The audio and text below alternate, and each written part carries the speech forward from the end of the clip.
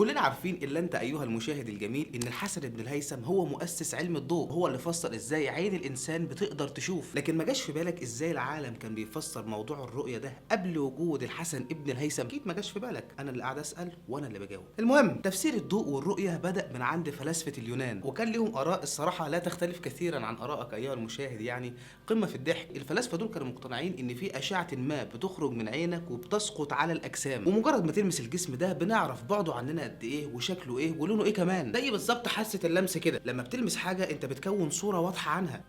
ايه ده نوستون. وبسبب ايمانهم الشديد بفكره زي دي بنوا عليها تفسيرات زي انعكاس وانكسار الضوء وغيرهم. ولكن الحمد لله ان احنا ما فضلناش في العبث ده كتير. ابن الهيثم جه وقال لك لم لي بقى العبط ده كله وتعالى اعرفكم احنا بنشوف ازاي. الجدير بالذكر ان كلمه كاميرا هي في الاصل جايه من كلمه قمره، ودي كانت الغرفه اللي استخدمها ابن الهيثم لتفسير الضوء وظاهره الرؤيه، وكانت حجر الاساس في ظهور